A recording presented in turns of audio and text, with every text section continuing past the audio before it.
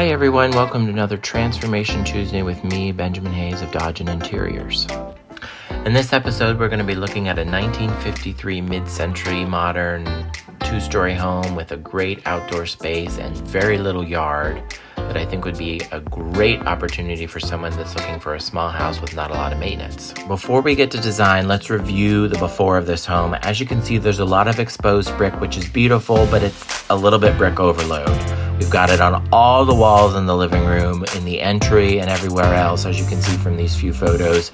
I also think we need to look at the layout of the kitchen and optimize that for how people entertain today, because right now the layout and design of it is not really user-friendly, and I think we could get a lot more counter space in there than what we currently have. All right, let's jump into the design. Let's start with the exterior first. Here I'm suggesting going all one shade, painting the brick, painting the trim. Let's go black. I think it modernizes it, makes it contemporary looking. It brings this house up to date with what we're seeing in current architectural details, because really the shapes are still pretty current for a modern home. They just need to be elevated in the finishes. All right, here's the exterior finishes. As you can see, that dark charcoal color really is just going to unify everything, and it contrasts so well with the aluminum or brushed nickel of the exterior sconces and door hardware, and I think it's just fun. The front door, it shows off your personal taste and your personality as a person to just paint it a fun color. And here I picked obviously orange. There's orange through the rest of the house on this project. It's also my favorite color. All right, let's jump right into some finishes. Here I've got a mood board. And number one is going to be the area rug for the living room. It gives us a nice, warm, neutral palette. It starts kind of off our color story, so I thought it was a good place to start with. Number two is going to be the wall covering that's probably going to be installed through most of the first floor. As I said in the before photos, there's a lot of brick, which really makes this home feel a little bit institutional. So I want to drywall in a lot of places and cover up as much brick as possible so that we can install a wall covering, which helps with sound absorption. There's a lot of hard surfaces in this house, so it's very echoey without a lot of materials and soft finishes in it. So this wall covering is really going to help with that sound absorption, but also gives us that mid-century texture that I think is kind of lacking. Number three is the hard surface floor, which is an existing black slate, and there are some spaces in the house that it's either covered up or not been installed because there have been additions or some wonky alterations. And so I want to, anywhere we can, strip back throughout the first floor and get this black slate installed everywhere, which is kind of a unifying thing. This house is very open, and there's not a lot of like closed doors or definition of spaces. So in that instance, sometimes in this small of a house with this small of a footprint, it feels very choppy because the eye can't flow. It sees all those different finishes. So I want to align all of these spaces and make them feel connected, and therefore making the home feel much larger. Number four is going to be a tile we're going to install over the lower part of the fireplace around the firebox for durability and heat resistance, but just again to cover some of that brick but still give a texture and a different finish. Number five is going to be a travertine slab that I found that I really love, that we're going to install on the upper part of the fireplace and create a mantel shelf out of that as well, just to give a more natural material in the home, because I feel like we've got a lot of brick again, and there's not a lot of stone or any other earth textures besides this black slate floor, and I think we need something to kind of unify all these colors. And as you can see, it has a lot of color variation from the browns and the grays and the taupes that pull everything together here. As we continue building out our mood board, we're going to look at some soft furnishings. Here we've got a sofa and armchair. Both of these are from CB2, and they kind of reference that mid-century aesthetic, but they have a little bit more modern twist. The sofa with that bench cushion and the tufted back, a little bit cleaner, a little more tailored, but still got that mid-century vibe. And then the armchair is pure mid-century with those metal tubular legs, the little splayed foot, and this angle, that specific angle that I think is so mid-century, that 30-60 angle just really screams mid-century. And then I picked light fixture that's a little bit different from what people might be expecting, but this is going to give you a very nice diffused up lighting, so you're going to have a nice soft glow. You're not going to have that glaring light from either track lighting that we saw in the before photos or some other types of direct down lighting. They're going to give you a very harsh light that's going to really reflect in your eye, and sometimes it even gives people headaches.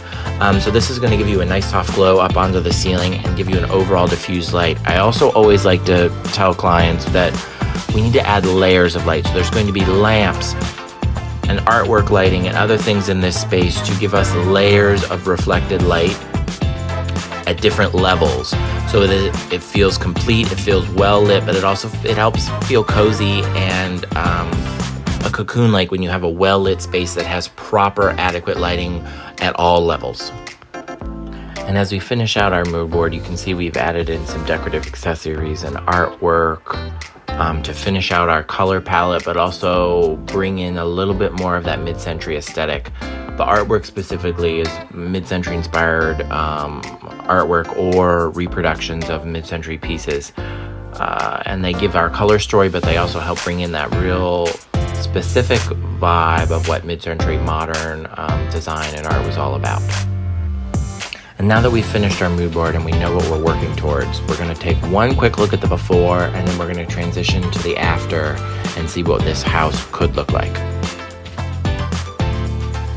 All right, now let's transition to the fireplace wall, where we're looking at a culmination of our materials here that we've selected. We've got the slab material that we talked about going over the fireplace, building that mantel shelf out of it as well, so it looks continuous and consistent, but we have the utility of that shelf there for some decorative accessories to give some layer and some depth in this home.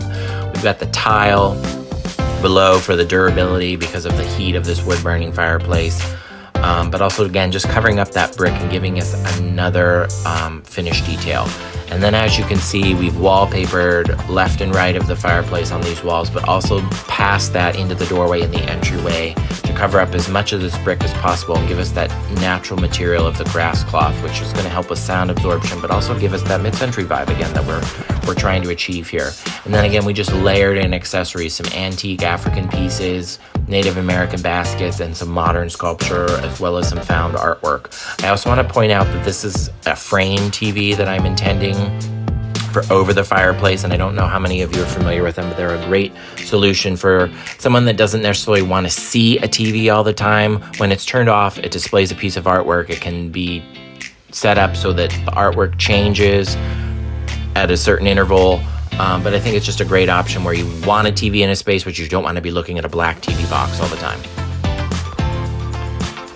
All right, let's transition to the kitchen now, where I'd like to make a lot of changes. I think the space, as you can see from the before photos again, is not very functional. I think it's a little bit disjointed, and I think it's not maximizing, utilizing the space to the fullest. So here you can see a before floor plan where you can see the layout, where we've got kind of that dedicated dining area or work counter. I'm not really sure what anyone would use this for. It's kind of weird, and I don't think it's necessary when we have already a dedicated dining room in this small of a house. This isn't a large house. The main, I think, area of the house is only about 1,000 square feet, so it's not a big house, but it's a generous house. So I'd like to rearrange, and we can transition to the revised floor plan here. And as you can see on the left wall in this plan, we'd have the range there kind of centered on the wall, centered on the space. And this is in that clear story, very vaulted ceiling space, which I think would be lovely to be able to have a cooktop as well as your sink, and a dishwasher is able to fit in there, but still have counter space to work and prep, which I think is really nice. And then we transition to where the existing kitchen kind of was. I put a refrigerator and a pantry tower there in the corner, and still left a very large area in the corner for a countertop with base cabinets, but then upper cabinets above. And this would be also a great space if someone was very much into mixology or hosting cocktail parties or something, or just is a person that wants to come home at the end of the day, have a drink, relax before cooking and having dinner and winding down for the end of the day, to just have a bar. I think it would fit really well in there. It's removed from your main kind of cooking and prepping areas that you could use. And so I think it would work out really well to have a dedicated bar here as well, or as I said, it could be a great area for food prep. All right, let's talk about some kitchen finishes. I didn't really want to go into a full render of the kitchen because that would take a lot of time, but also make this video a lot longer. So I found this really great reference image that I like a lot that gives us some cues as to where I think this kitchen should go. I really love this natural walnut cabinetry, and I love that they did it in a horizontal orientation versus a vertical orientation with the grain. I think that's a very interesting detail that I think makes it modern, but having that walnut color gives it a little bit more of the mid-century vibe. I also love the herringbone backsplash tile. It pulls in that blue-green color that we're working with in the living room and pulls those two spaces together, since this is so open and viewable from that living room space as well. And then I also love the floating shelves. This is a little heavy for me with floating shelves, but I wouldn't mind like maybe 2 shelves. And those are being used and utilized more as a utilitarian thing, where you're having some mixing bowls that you're using every day. You're having some spices and some canisters up there. This is a little too heavy for me in this rendering. But I think you get the idea of where this kitchen could go and how light and open it could look, even though it's got some hefty materials to it. All right, and this concludes our renovation video for 136 Fairfax Road in Forest Hills. It is listed with Howard Hanna, and the listing agent is Samantha Meese. And I see it is under contract as of right now, but you never know what's going to happen, as real estate is a little bit crazy right now. So you can find it on all of the major real estate listing websites. So to give it a favorite just in case something falls through. And then I'm also a full-service interior designer, as you can see, and if you're interested in my services, you can learn more about me and what I offer at dodgeninteriors.com, and there you can contact me as well.